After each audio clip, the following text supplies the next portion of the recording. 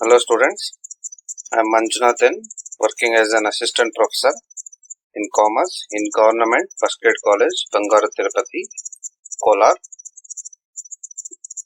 We were learning the problems in the assessment of companies in business taxation. So in this series 4, we will see the further problems. Problem number 3. This has been asked for section B in May 2019 examination of Bangalore University. P, Q and R are the partners in a firm sharing profits and losses equally. So, more jana partners idare, P, Q and R, they are sharing profits and losses equally. For the year ended 31st March 2019, the firm's net profit is rupees 5 lakh after debiting the following. So, net profit kottidare 5 laksha. After debiting ಅಂದ್ರೆ ಇವೆಲ್ಲ ಕಳೆದಿರ್ತಾರೆ, ಅದರಲ್ಲಿ ಅದಾದ್ಮೇಲೆ ಬಂದಿರೋದು 5 lakh. Salary to Mister Q, so 50,000. So ಇಲ್ಲಿ first book profit ಮಾಡ್ಬೇಕಾದ್ರೆ ಇದನ್ನ ನಾವು ಆಡ್ ಮಾಡ್ಬೇಕಾಗುತ್ತೆ. ಏನು ಇಲ್ಲಿ ಆಲ್ರೆಡಿ ಡೆಬಿಟ್ ಮಾಡ್ಬಿಟ್ಟಿದ್ದಾರೆ, ಇದಕ್ಕೆ 50,000 ಆಡ್ ಮಾಡಿ. Commission to P is also partner, add ಮಾಡಿ. ಬೋನಸ್ ಟು ಆರ್ ಇದನ್ನು ಆಡ್ ಮಾಡಬೇಕು. Donation to N D F ಅಂದ್ರೆ ನ್ಯಾಷನಲ್ ಡಿಫೆನ್ಸ್ ಫಂಡ್. ಸೊ ಇದು ಡೊನೇಷನ್ ಡಿಸಲ್ ಆಗುತ್ತೆ. ಅಂಡರ್ ಸೆಕ್ಷನ್ 80G ಅಲ್ಲಿ ಟೋಟಲ್ ಇನ್ಕಮ್ ಮಾಡ್ಬೇಕಾದ್ರೆ 100% ವಿತೌಟ್ ಲಿಮಿಟ್ ಡಿಡಕ್ಷನ್ ಕ್ಲೈಮ್ ಮಾಡ್ಬೋದು. ಸೊ ಈ 30,000 ಇಲ್ಲಿ ನೆಟ್ ಪ್ರಾಫಿಟ್ ಗೆ ಆಡ್ ಮಾಡಿ in order to calculate the book profit.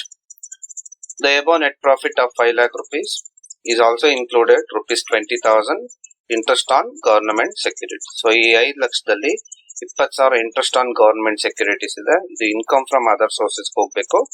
So book profit calculate ಮಾಡ್ಬೇಕಾದ್ರೆ ಲೆಸ್ ಮಾಡಿ. And rupees 10,000 dividend from Indian company, ಇದು ಕೂಡ ಅದರ್ ಸೋರ್ಸಸ್ ಹೋಗ್ಬೇಕು. ಅಲ್ಲಿ ಎಕ್ಸಮ್ಟೆಡ್ ಇನ್ಕಮ್ ಆಗುತ್ತೆ. ಸೊ 5 ಲಕ್ಷದಲ್ಲಿ ಇನ್ಕ್ಲೂಡ್ ಆಗಿರೋದ್ರಿಂದ ಅದನ್ನ ಲೆಸ್ ಮಾಡಿ. Compute the remuneration payable to partners and firms business income for the previous year 2018-19. Right. Step 1, ಅದು ಇಲ್ಲಿ ಬೇರೆ ಹೆಡ್ಸ್ ಆಫ್ ಇನ್ಕಮ್ ಯಾವ್ದು ಡೀಟೇಲ್ಸ್ ಇಲ್ಲ. ಸೊ ಅದು ಕೊಟ್ಟಿದ್ದಾರೆ, ಅದರ್ ಸೋರ್ಸಸ್ ಡೈರೆಕ್ಟ್ ಇದೆ. ಡಿವಿಡೆಂಡ್ ಫ್ರಮ್ ಡೊಮೆಸ್ಟಿಕ್ ಕಂಪನಿ ಅದು ಡೈರೆಕ್ಟ್ ಆಗಿದೆ, ಮತ್ತೆ ಅವಶ್ಯಕತೆ ಇಲ್ಲ ಸಪರೇಟ್ ಆಗಿ ಕ್ಯಾಲ್ಕುಲೇಟ್ ಮಾಡೋದು. ಸೊ ಡೈರೆಕ್ಟ್ ಆಗಿ step 2.1 computation of book profit. Particulars to amount column, amount in rupees, amount in net profit as per profit and loss account. So 5 lakh 1000 ಕೊಟ್ಟಿದ್ದಾರೆ, 5 lakh. ಇದೆಲ್ಲ ಡಿಸಲೋಡ್ ಐಟಮ್ಸ್, ಇನ್ಅಡ್ಮಿಸಿಬಲ್, ಅದಕ್ಕೆ add ಮಾಡಿ. Add inadmissible or disallowed expenses debited to profit and loss account. Salary to partner Q 50,000. Commission to partner P 20,000. Bonus to partner R 10,000. Donation to National Defense Fund. NDF andre National Defense Fund.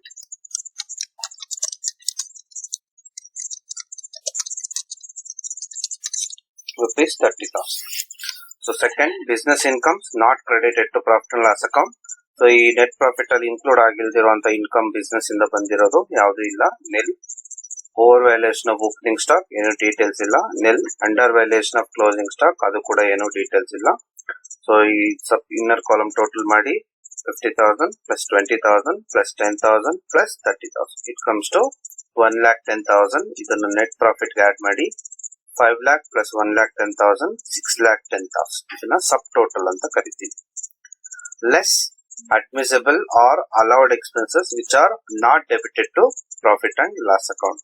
So ಯಾವ್ದಾದ್ರು income tax ಪ್ರಕಾರ provisions ಪ್ರಕಾರ allow ಆಗುತ್ತೆ, ಅದನ್ನ debit ಮಾಡಿಲ್ಲ profit and loss account ಅಂದ್ರೆ less ಮಾಡಬೇಕು. ಇಲ್ಲಿ ಯಾವ್ದು ರೀತಿ ಐಟಮ್ಸ್ ಇಲ್ಲ. So nil. Second, non business incomes and exempted incomes credited to profit and loss account. So profit and loss account credit side ಅಲ್ಲಿ ಬೇರೆ ಹೆಡ್ಸ್ ಆಫ್ ಇನ್ಕಮ್ ಮತ್ತೆ exempted incomes ಏನಾದ್ರು ಕ್ರೆಡಿಟ್ ಮಾಡಿದ್ರೆ ಅದನ್ನ ಲೆಸ್ ಮಾಡಬೇಕು. ಸೊ ಇಲ್ಲಿ 2 details ಇದಾವೆ, ಒಂದು ಇಂಟ್ರೆಸ್ಟ್ ಆನ್ ಗವರ್ಮೆಂಟ್ ಸೆಕ್ಯೂರಿಟೀಸ್ ಮತ್ತೆ ಡಿವಿಡೆಂಡ್ ಫ್ರಮ್ ಇಂಡಿಯನ್ ಕಂಪನಿ, ಅದೆರಡು ಲೆಸ್ ಮಾಡಿ. Interest on government securities 20,000, dividend from Indian company 10,000. So ಇಲ್ಲಿ ಸ್ಟಾಕ್ ಡೀಟೇಲ್ಸ್ ಏನಿಲ್ಲ. Under value of opening stock or over valuation of closing stock ಏನಿಲ್ಲ. Nil. Sub inner column total ಮಾಡಿ 30,000. So ಸಬ್ total 6,10,000 ಇಂದ 30,000 less ಮಾಡಿದ್ರೆ ಉಳಿದಿದ್ದು 5,80,000. So positive, ಇದನ್ನ book profit ಅಂತ ಕರಿತೀವಿ. ಸೊ ಸ್ಟೆಪ್ 2.1 ಅಲ್ಲಿ ನಮಗೆ ಬುಕ್ ಪ್ರಾಫಿಟ್ ಸಿಕ್ಕಿದೆ. Step 2.2 computation of allowable or permissible remuneration under section 40 subsection B. So assessee, PQR firm, assumed to be resident, assessment year 2019-20, previous year 2018-19. Least of the following is allowed. So ಯಾವುದು ಕಡಿಮೆ ಇದೆ ಅದು hello ಆಗುತ್ತೆ. ಅದರಲ್ಲಿ first actual amount of remuneration paid to working partners. So working partners ಅನ್ನೋದು very important. Salary to Q, commission to partner P, bonus to partner R. So ಇದು ಮೂರು ಇಲ್ಲಿ ಪೇ ಮಾಡಿರೋದನ್ನ ಹೇಳಿದ್ದಾರೆ, ಏನೇನು ಕೊಟ್ಟಿದ್ದಾರೆ ಅಂತ. PQR ಗೆ ಅದನ್ನ ನಾವು ಇಲ್ಲಿ ಬರ್ಕೊಂಡಿದ್ದೀವಿ. 50,000, 20,000, 10,000. Total it comes to 80,000. Overall, remuneration allowable as per section 40 clause subsection B of Income Tax Act. So ಇಲ್ಲಿ up to first 3 lakh of book profit ಗೆ 90% of the book profit ತಗೊಳ್ತೀವಿ. So ಇಲ್ಲಿ book profit 5,80,000 ಇದೆ.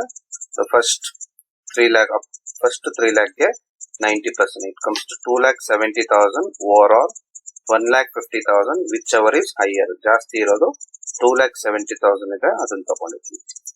And balance of book profit. So ಉಳಿದಿರುವಂತ book profit balance ಗೆ 60% ನ ತಗೊಳ್ಬೇಕಾಗುತ್ತೆ. ಇಲ್ಲಿ book profit 5,80,000 ಇದೆ, 3 lakh ಕನ್ಸಿಡರ್ ಮಾಡಿದೀವಿ. ಇನ್ನು ಉಳಿದಿರೋದು 2,80,000.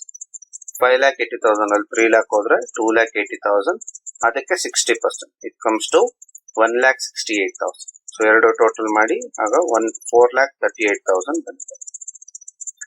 ಸೊ ಈಗ ಇದರಲ್ಲಿ ಅಡ್ಮಿಸಿಬಲ್ ಎಷ್ಟು, ಅಲೋಯಬಲ್ ಎಷ್ಟಾಗುತ್ತೆ ಅಂದ್ರೆ ಯಾವ್ದು ಕಡಿಮೆ ಇದೆ ಅದು 80,000 are 4,38,000 whichever is less, ಅದನ್ನ ಅಡ್ಮಿಸಿಬಲ್ ರೆಮ್ಯುನರೇಷನ್ ಅಂತ ಕರಿತೀವಿ. ಸೊ ಕಡಿಮೆ ಇರುವಂತ ವ್ಯಾಲ್ಯೂ 80,000. ಸೊ ನಮ್ಗೆ ಅಡ್ಮಿಸಿಬಲ್ ರೆಮ್ಯುನರೇಷನ್ ಸಿಕ್ಕಿದೆ. Next step 2.3 calculation of taxable income from business of the firm. So ಫರ್ಮಿನ ಬಿಸ್ನೆಸ್ ಇನ್ಕಮ್ ನ ಕ್ಯಾಲ್ಕುಲೇಟ್ ಮಾಡೋದು. Particulars to amount column. Book profit already ನಾವು ಸ್ಟೆಪ್ 2.1 ಅಲ್ಲಿ ಕ್ಯಾಲ್ಕುಲೇಟ್ ಮಾಡಿದೀವಿ. 5,80,000 ಇದೆ.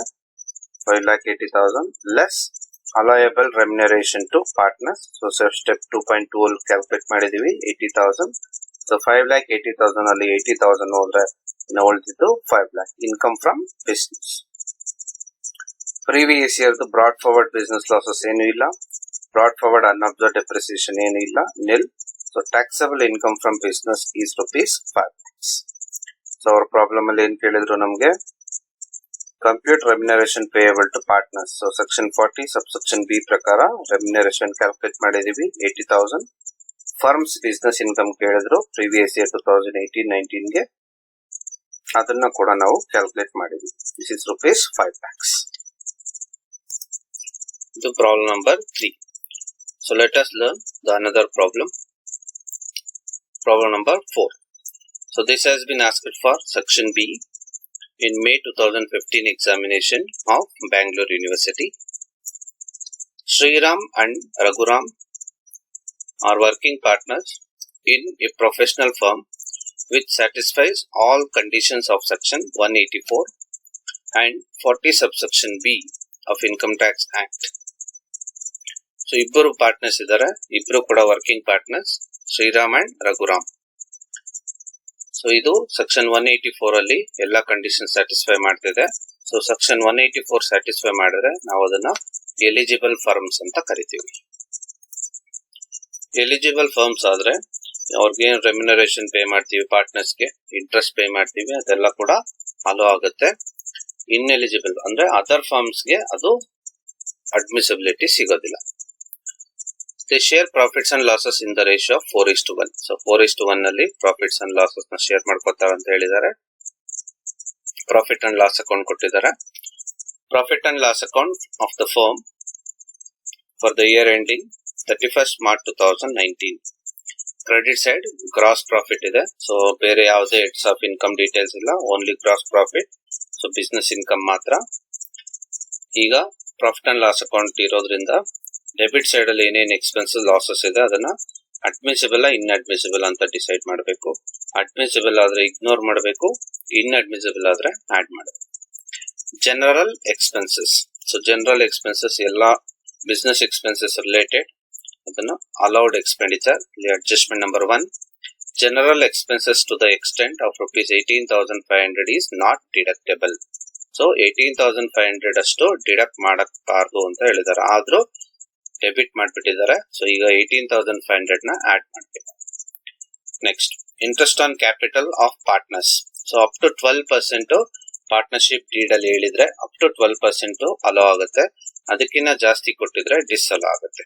ಸೊ ಇಲ್ಲಿ adjustment number 2, interest on capital to partners is in excess of rupees 15,000, ಅಂದ್ರೆ 15,000 ಜಾಸ್ತಿ ಕೊಟ್ಟಿದ್ದಾರೆ ಅಂತ ಹೇಳಿದ್ದಾರೆ. ಸೊ ಈ 15,000 ಅಷ್ಟನ್ನ ಆಡ್ ಮಾಡಿ. Next, donation to NDF national defence fund ಇದೆ. ಡೊನೇಷನ್ ಇಲ್ಲಿ ಡಿಸ್ಅಲೋ ಆಗುತ್ತೆ. 80G ಕ್ಯಾಲ್ಕುಲೇಟ್ ಮಾಡಬೇಕಾದ್ರೆ business income deductions total income ಮಾಡಬೇಕಾದ್ರೆ ಇಲ್ಲಿ ಡಿಡಕ್ಷನ್ ತಗೊಳ್ಬಹುದು. Salary, bonus and other remuneration to partners. So ಇದು ಇಲ್ಲಿ ಬುಕ್ ಪ್ರಾಫಿಟ್ ಕ್ಯಾಲ್ಕುಲೇಟ್ ಮಾಡಬೇಕಾದ್ರೆ ಡಿಸ್ಅಲೋ ಆಗುತ್ತೆ, ಆಡ್ ಮಾಡಿ.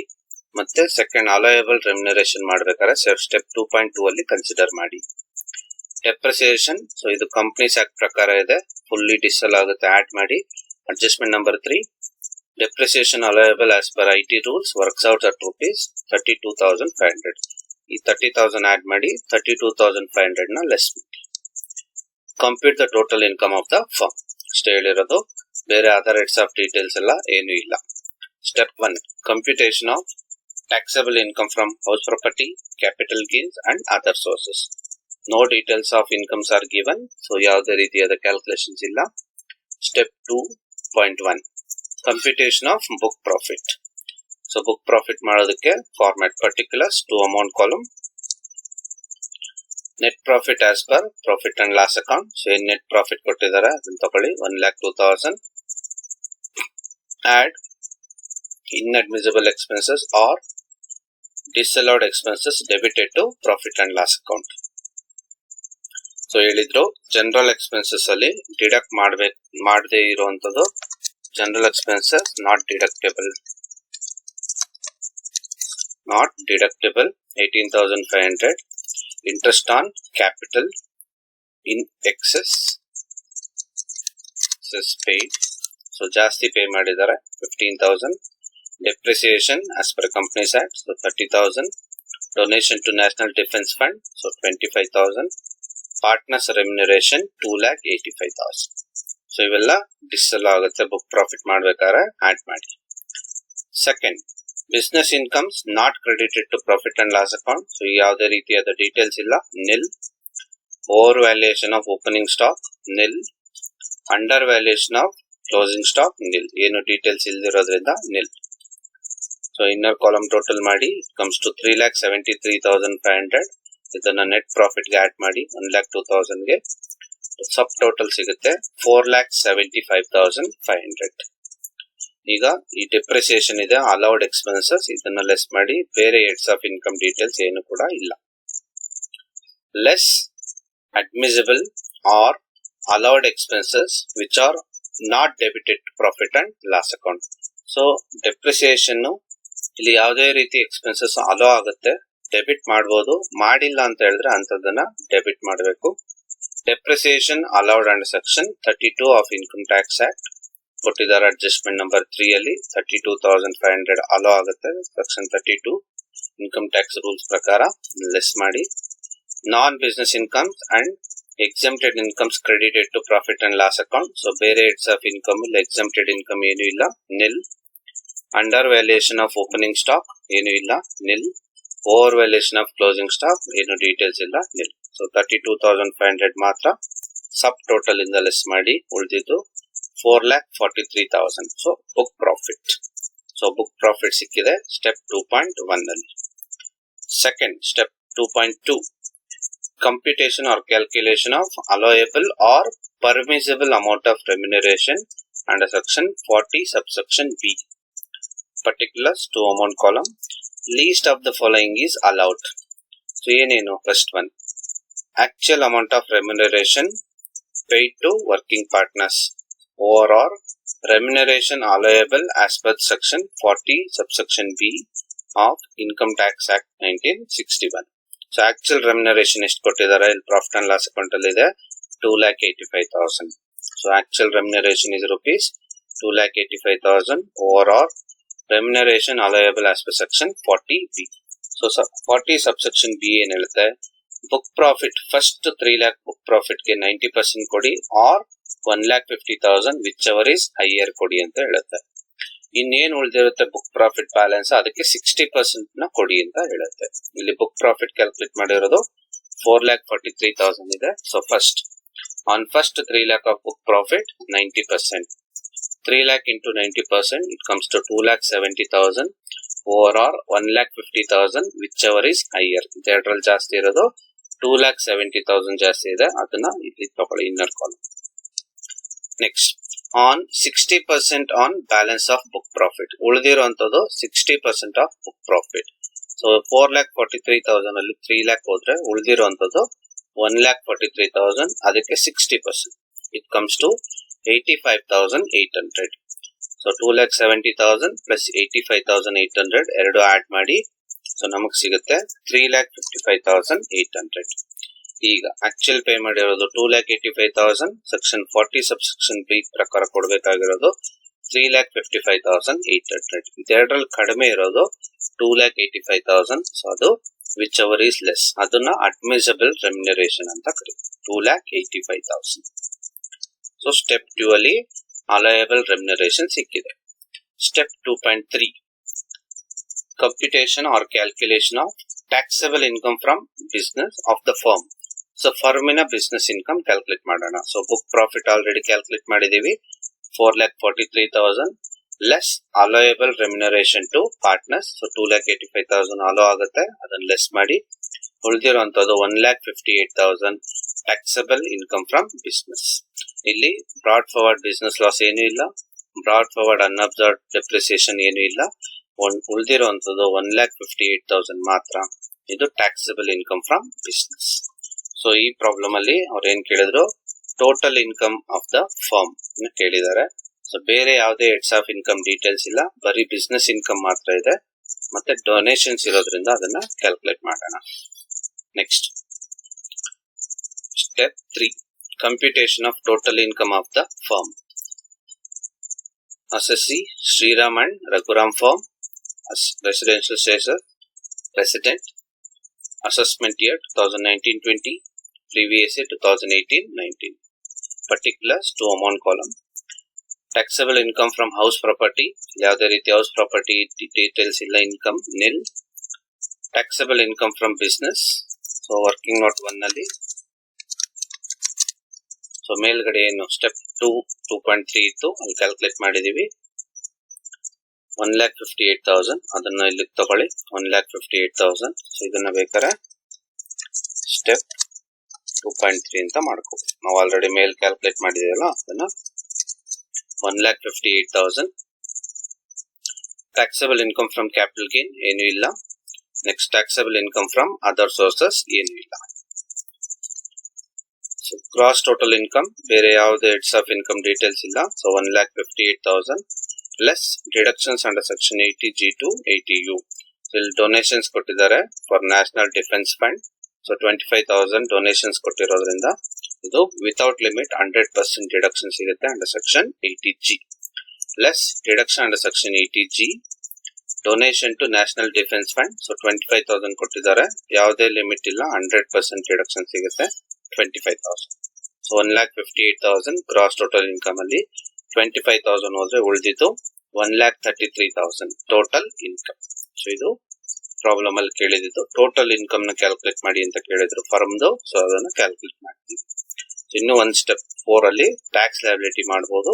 ಇಲ್ಲಿ ಏನು ಡೀಟೇಲ್ಸ್ ಇಲ್ಲ, ಇದ್ರ ಮೇಲೆ 30% ಟ್ಯಾಕ್ಸ್ ರೇಟ್ ಅಪ್ಲೈ ಆಗುತ್ತೆ. ಅದಾದ್ಮೇಲೆ ಸರ್ಚಾರ್ಜ್ ಏನು ಅಪ್ಲೈ ಆಗಲ್ಲ ಇಲ್ಲಿ. So 4% cess health and education cess 4% calculate ಮಾಡಿದ್ರೆ ನಮಗೆ ಟ್ಯಾಕ್ಸ್ ಲಯಬಿಲಿಟಿ ಕೂಡ ಸಿಗುತ್ತೆ. This is problem number 4. Thank you.